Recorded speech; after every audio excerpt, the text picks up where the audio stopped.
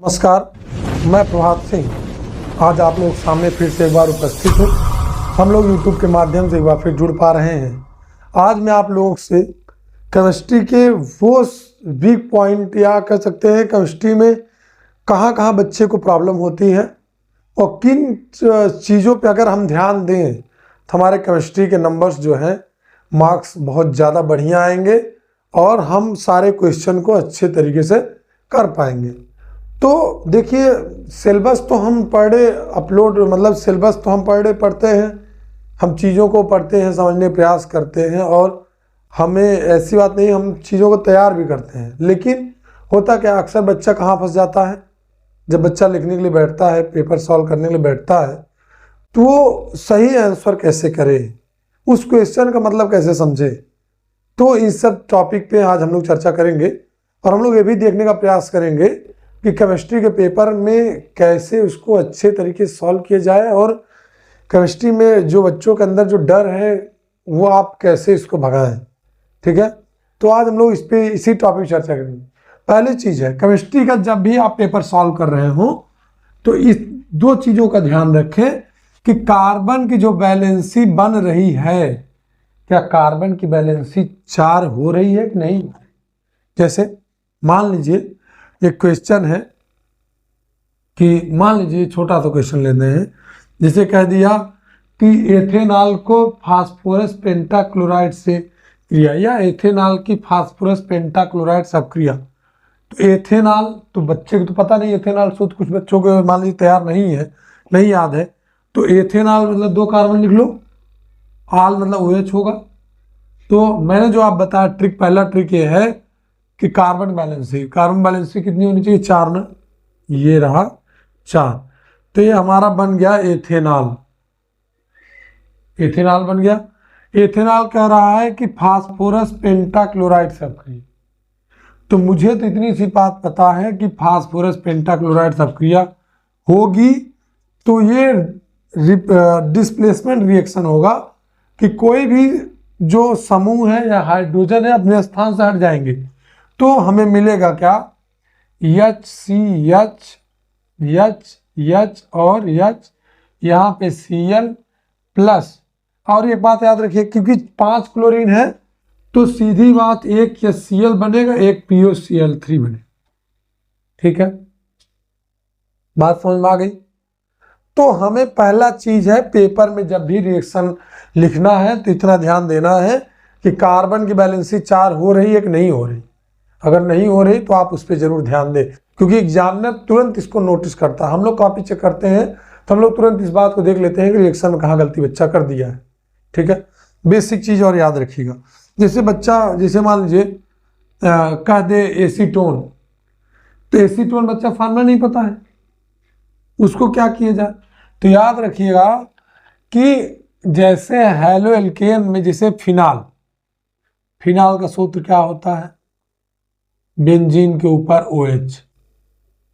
उसके बाद एल्कोहल अगर कहे, एल्कोहल में क्या करेंगे, मेथिल एल्कोहल, एथिल एल्कोहल अगर कहे तो मेथिल एल्कोहल तो CH3OH, अगर एथिल एल्कोहल कहे तो C2H5OH। अगर ईथर कह रहा है तो डाई एथिल ईथर कहे तो C2H5O C2H5। अगर एसीटोन का है तो मतलब कीटोन है, ये आपका हो गया CH3CO CH3। एस्टल्डिहाइड का है तो CH3CHO। अगर फार्मेल्डिहाइड का है तो CHCHO। ठीक है, अगर मान लीजिए कह रहा है रिएक्शन में क्रिसाल बनाइए, तो क्रिसाल का सूत्र याद रखिएगा, एक तरफ OH रहेगा, एक तरफ CH3 रहेगा।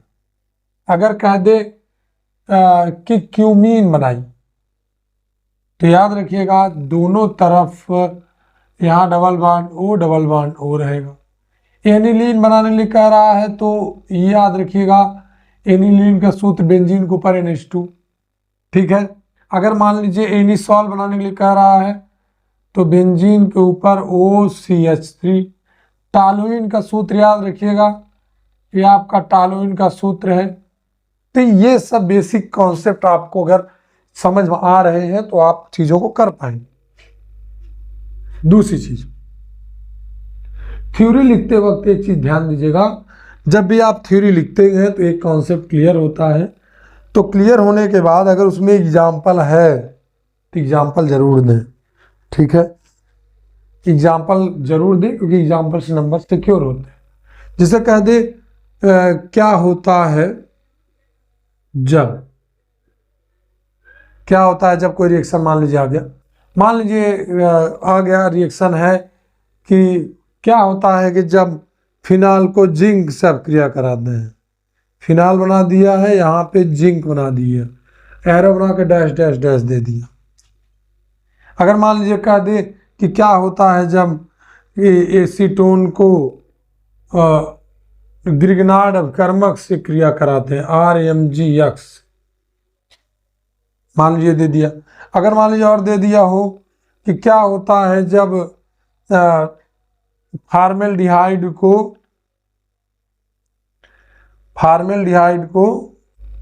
मान लीजिए एल्डिहाइड लेते हैं, एल्डिहाइड को हाइड्रोजन साइनाइड से क्रिया कराते हैं, तो क्या होता है जो ऐसे कोई रिएक्शन अगर डैश डैश डैश दिया हो तो आप थोड़ा सा दिमाग लगाइए, क्योंकि जिंक है यहाँ पर ऑक्सीजन है, तो मुझे इतनी बात समझ में आ रही है क्योंकि जिंक बेंजीन के साथ जाएगा नहीं, तो बन गया जिंक ऑक्साइड, और क्योंकि बेंजीन से ऑक्सीजन जहाँ निकला वहाँ पे ये चला जाएगा तो बन गया बेंजीन। ये आपका रिएक्शन हो गया बैलेंस। एसीटोन है, यहाँ पे R है, मैंने आप बार बताया था कि सीधी कार्बन पे अटैक करेगा तो CH3 COCH3, यहाँ पे OMG X, यहाँ पे R, ये आपका रिएक्शन बैलेंस हो गया। बहुत ज़्यादा टफ नहीं है, बस आपको थोड़ा सा समझने की ज़रूरत है। ये एल्डिहाइड है, ध्यान दीजिए, H यहाँ पे जब आएगा H O के साथ जाएगा, कार्बन सीधा इसके साथ आग जुड़ेगा, हमारा बनेगा CH3 COH, यहाँ पे CN हमारा पहले से H था ही, H वहीं रहेगा जहाँ पे था। तो ये चीज़ पे ध्यान देना बहुत ज़रूरी है। और दूसरी चीज़ मैंने आप बताया था कि जब भी आप न्यूमेरिकल कर रहे हो, ये केमिस्ट्री के पेपर होते हैं, इसमें 100% आप अगर सॉल्व नहीं कर पा रहे नीचे तक, अगर आप फार्मूले तक ही कर पा रहे हैं तभी आपके नंबर बढ़िए जाएंगे। तो एग्जाम में कुछ कुछ चीज़ों का ध्यान देना बहुत ज़रूरी है। जैसे कुछ जो इम्पोर्टेंट वीडियो मेरे हैं आप देख लीजिए, आप सीरीज़ के जो वीडियो हैं उसको देख लीजिएगा, उससे आप चीज़ों को तैयार कर सकते हैं। और एक चीज़ और ध्यान दीजिएगा, जो भी पेपर आप सॉल्व करने लगे तो पेपर को पढ़ने के बाद ज़रूर एक बार सोचिए कि ये क्वेश्चन को कैसे, क्योंकि होता क्या है, बच्चे जब पेपर पा जाते हैं तो अगर थोड़ा बहुत पढ़ने में तेज है या थोड़ा बहुत जानकारी है उनके पास तो बहुत खुश हो जाते हैं, हमें पूरा पेपर तैयार है, पूरा पेपर हमने जो पढ़ा तो वही आ गया। लेकिन जब लिखने लगते हैं तो कुछ और लिख देते हैं। इससे बचे।